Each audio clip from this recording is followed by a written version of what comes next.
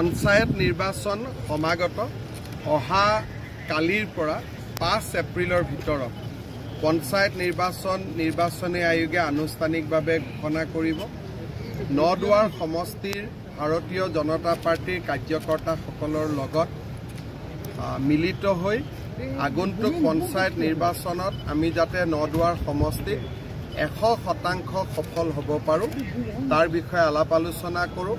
সকলো উৎসাহী হৈ আছে, সকলোৱে বিশ্বাস কৰে যে নদুৱাৰ সমষ্টিত আমি 100% পঞ্চায়ত নিৰ্বাচনত পজিটিভ ৰিজাল্ট দেখুৱাব পাৰিম। মিত্ৰতাটো কি হ'ব?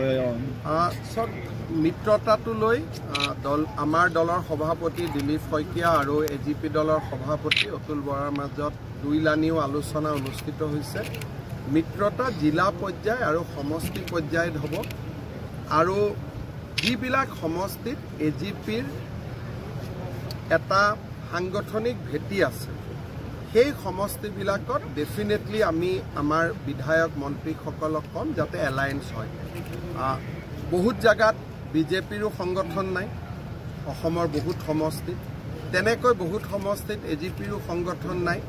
য'ত আমি দুইটাই নাই তাত এটাই প্ৰতিদ্বন্দ্বিতা কৰিব, তাত মিত্ৰতা নহয়। কিন্তু য'ত আমি দুইটাই আছোঁ তাত আমি আমাৰ দৰ্শকসকলক জনাবলৈ পাই সুখী হৈছোঁ যে বোকাজানৰ দুমুখীয়াত এটা পলিউশ্যন তথা ইঞ্চুৰেঞ্চ বনোৱা চেণ্টাৰ খুলিছে, য'ত আপোনালোকে অতি কম মূল্যত ইঞ্চুৰেঞ্চ তথা পলিউশ্যন অতি সহজে কৰিব পাৰিব। আহক আমি অলপ ভিতৰত সোমাওঁ।